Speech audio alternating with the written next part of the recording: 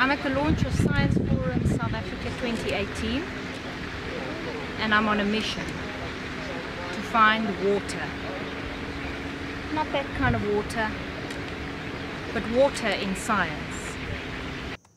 I'm focusing on this theme because South Africa is in a water crisis. We have drought, pollution, water shortages, and the Department of Water and Sanitation has conceded that it cannot account for some 8 billion rand spent under the watch of the previous minister. We're in trouble. I've just been to the opening event and listened to the keynote address about the fourth industrial revolution. I've heard a lot about science, technology and innovation. I heard the word water once, and that was by the Deputy Minister of Science and Technology of Iran, and he spoke about cooperation between countries on water. So one mention so far.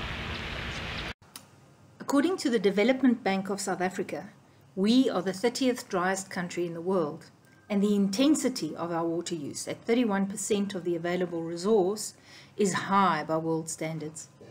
Add to this the fact that various parts of the country have been rocked by drought in recent years, and the fact that the state capture inquiry has found that corruption has delayed the rollout of new water infrastructure and impacted the maintenance of existing water infrastructure.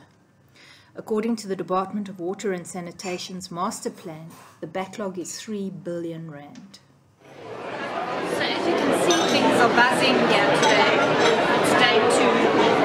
And according to my conference app, there are no less than 5 items dedicated to the issue of water and water security. So let's go and attend those sessions and see what's happening. Of the 49 sessions at Science Forum South Africa 2018, 7 were dedicated to water. Some of the other sessions featured water, and water was mentioned in some of the sessions that I attended. I was absolutely delighted with the content of the discussion during the first dedicated water session that I attended.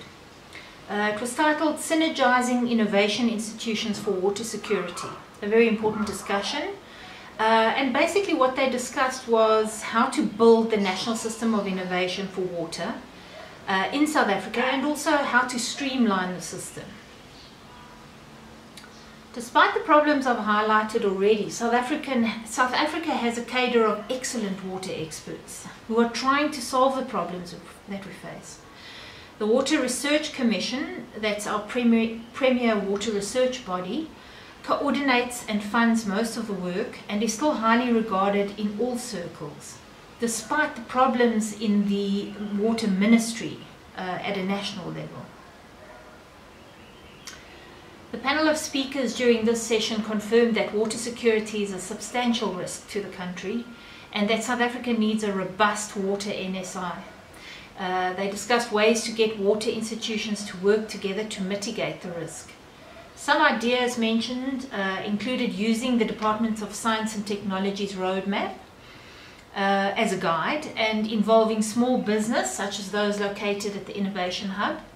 Thabo Mtombeni of the Water Research Commission suggested tech transfer and IP issues. He also suggested involving the Technology Innovation Agency, since TIA is mandated to play in that chasm. Then it was the turn of Henry Roman, he's from the Department of Science and Technology. He added that the draft white paper on science and technology addresses coordination in the science system, but he added that it's somewhat like herding cats. The next session on water, also on day 2, was the Water, Energy, Food Nexus discussion. They looked at the WEF Nexus approach and its implications to policy and practice. I enjoyed this discussion, and I was really happy to see that the room was jam-packed. The session was completely oversubscribed, and in particular what I was happy about were the vast numbers of young professionals and young black professionals, young researchers who were interested and active in the discussion. Disconcerting for me was the absence of the Department of Water and Sanitation, the ministry,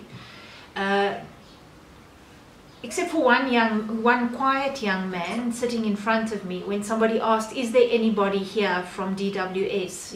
one man put up his hand and said, "Yes, I am," but he didn't contribute to the session. So I think that was a little, that was significant. Let's leave it at that. The discussion focused on meeting the SDGs, and as one of the speakers said, once you address water, then you can tackle the other SDGs, which I think is a good point. Dr. Ingrid Jacobs of the CSIR is a very dynamic character, and she spoke passionately about the WEF Nexus. She had some creative ideas about integrated approaches, focusing on getting individuals in the relevant institutions to cooperate and further this effort, rather than trying to get the silo approach to be broken across institutions. Rather do it via the enthusiastic individuals, the leaders, the experts, those who are doing the work. Get them to work together, and automatically the system becomes integrated. She spoke as well of appropriate pricing of scarce natural resources to ensure that people use water wisely. She spoke of practical approaches instead of fighting losing battles. So in summary, this session was extremely valuable, and I think a very, very useful discussion, and people chatted afterwards, people networked afterwards. I think a really, really good session. The Department of Water and Sanitation made their appearance at the third session on day 2, and the discussion was based on resource efficiency innovation. And 2 young researchers, Jackie J and Savashni Naika of the department, spoke about resource efficient innovation and mainstreaming ecological infrastructure for water resource planning. And they also discussed, there was a focus in the discussion on wetlands and their management. This was followed by Relebohile Kubelu, who spoke about the role of invasive alien plant clearing in releasing water and restoring livelihoods. Very important discussion, of course. The session, titled Skills Drought in the Water Sector, featured a very energetic speaker, Mr. Lesego Lekubu of the DWS. Lesego very eloquently outlined what they've done within the occupational space to nurture skills for the water sector. He spoke about the numerous skills audits that were done, and an extensive process of consultation followed, and the refinement process has delivered a new skills development plan for the sector that looks at the whole value chain. And Lesego told us that the new cohort of students will emerge in 2022 and be able to take up positions in the water sector, take up jobs in the water sector. And what was really nice as well is some of the youth in the DWS at the time when this process started were present in the room and are helping shape the new system.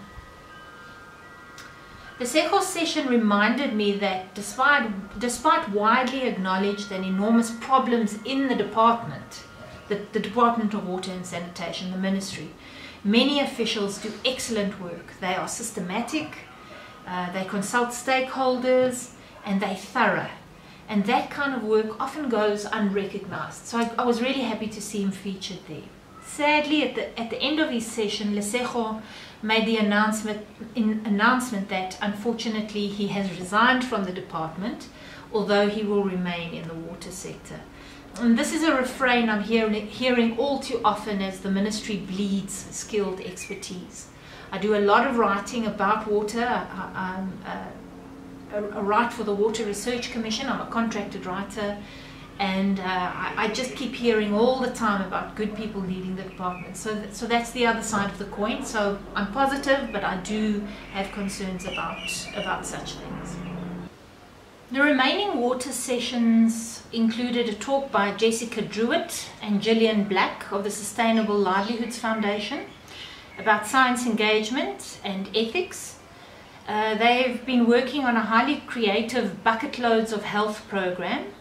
They shared their experiences of bringing together scientists on the one hand and a poorly resourced community on the other, with the aim of improving the health outcomes of the people living in that community. It was inspiring stuff.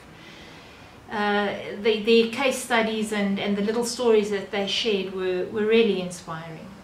The next session had a high-tech focus. Dineo Bopape updating us on the implementation of nanotechnology in our current water treatment systems. Emerging contaminants are a rising challenge in South Africa, and in fact on World AIDS Day 2018, Eunice Ubombo Jaswa, who is a water expert, announced at the Water Research Commission, announced that South Africa now faces the presence of antiretrovirals in our water supply, in our drinking water supply. Dineo explained research being conducted to develop locally relevant technology. Since the nanotech being developed or being used to treat water in developed countries is not necessarily usable in our local context, or doesn't necessarily work in our local context. Dineo is working on encouraging all new water treatment plants to be built to accommodate suitable local nanotech. And finally, a session on a broader discussion about SDG 6, clean water and sanitation in Africa. Featured mainly speakers from elsewhere on the continent. It had an Africa focus and was not as directly relevant to this particular discussion. So it's potential material for a follow-up video for this channel. In summary, I walked away from Science Forum South Africa 2018 feeling energized and enthusiastic, and I was secure in the knowledge that despite all the problems facing our water sector, there are scientists, researchers, science communicators at our water institutions and in other relevant institutions who are doing everything in their power to turn this ship around. So let me close on that positive note. This video performance business is hard work. Cheers.